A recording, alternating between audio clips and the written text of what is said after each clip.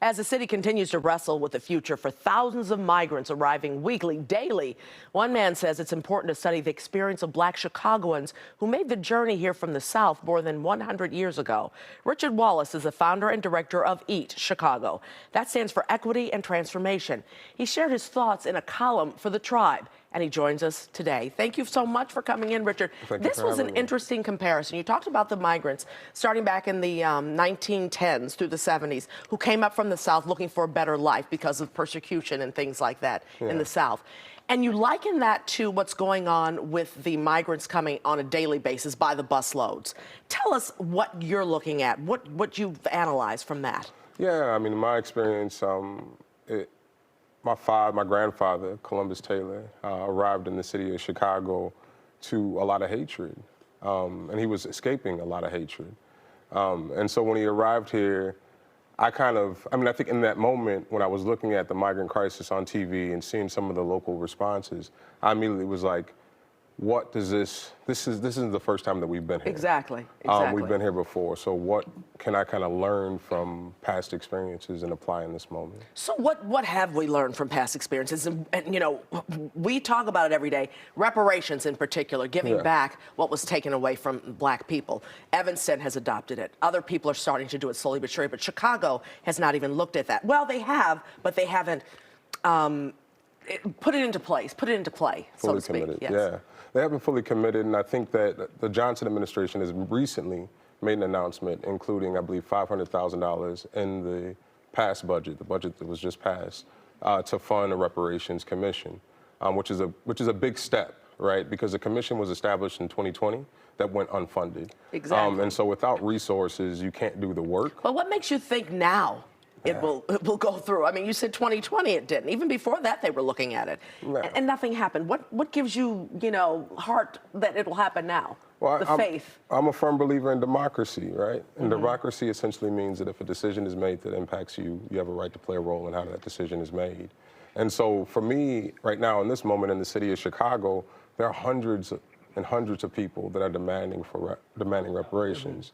And so it's really going to be on us to begin to continue to push and ensure that the administration follows through with the commitment to reparations for Black Chicago. This city is in conflict right now. They're not happy with the busloads that are coming in because they have not given reparations to the Black folks who are even here now, the homeless people who are in the tent cities and things like that. Yeah.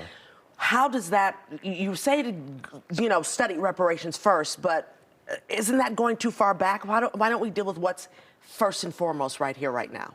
Yeah, I think what's most important is, I think there's nothing in the essay that really highlights that says that we shouldn't do anything right now. I think there are things that we need to do right now.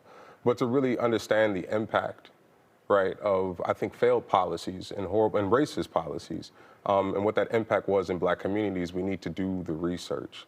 I don't want to shortchange our communities. Essentially, reparations has 5 pillars. That's rehabilitation, restitution, compensation, a guarantee of non-repetition, and satisfaction.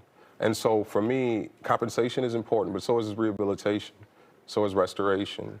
And I think oftentimes we just think about it and we get the bag. And the bag is important, but what happens to our communities? Are we going to rehabilitate our schools? Are we going to restore folks who have lost things, right, due to these harms? And so for me, it's like, go through the full process, fund the professionals to do the research, and start producing proposals that our communities are satisfied with at the end of the day. Right? So is this what your organization is doing, working towards that? Yeah, we are working towards that. So you're asking for this to go on simultaneously? With the reparations and dealing with the Black migrants from before and from now and deal with the migrants we have now? Yeah, well, I think that oftentimes, I think the response that took place when my grandfather came from a place of scarcity.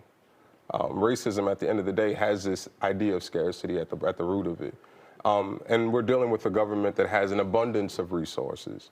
And so for me, it's the both and. It's not the either or.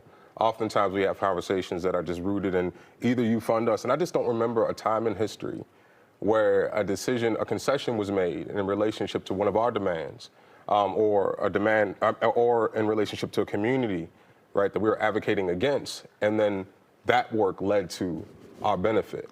right? This is a demand right now where we're asking the Johnson administration. They called you, right? The administration called you. Yeah, I've had conversations with the city, of course, and in those conversations, I learned, of course, that $500,000 was committed. I've learned about, I think curiosity around how we can compensate survivors of the war on drugs or survivors in the city of Chicago. And so, yeah, I have been in conversation. There's just so much going on. We've got mental health issues, drug issues, everything, especially in our community. So it's just, I don't know, and I'm not the mayor, of course, and you're not the mayor. Not at all. It's just so much going on. I don't know how it could be encapsulated to take care of these issues. Yeah, I mean, if you actually look at the UN's definition of reparations, it is comprehensive, and that's what we need. What I don't want to happen is, us conceding, right? The mental health crisis, us conceding issues like food apartheid, right? Us conceding, issues like mass incarceration, us conceding, home ownership, right? And so all of these things need to be looked at, evaluated, and they need to produce proposals to solve wealth inequality, the life expectancy crisis in Black communities, mass incarceration. And we need to be able to, I mean, all of those things in my mind are all included in this vision around reparation. And how is EAT doing that? Yeah, so I mean, our job is to really just, I say that equity and transformation, we provide a space for communities to dream of new possibilities and do our best to provide them with the tools to create it, right? And so what we do is we do political education. Hey, this is an issue. How do you all want to make a decision around this issue and bring them into democracy, right? What that looks like is showing up to City Hall and saying, and providing testimony. What that looks like is having cookouts and mutual aid in the community. And lastly, we actually piloted a guaranteed income pilot program called the Chicago Future Fund. And we provide guaranteed income to 100 Chicagoans in the amount of $500 for 12 months, right? And so for us, it's like we're experimenting with this idea of compensation to really understand what's the impact of compensation. And what I've learned thus far is that the acknowledgement alone goes miles. So people that have historically just not been included in conversations, bringing them into the conversation is key. Richard Wallace, thank you so much. Thank you. You can find Richard's essay on thetribe.com. And for more on EAT Chicago and its programs and events, visit eatchicago.org.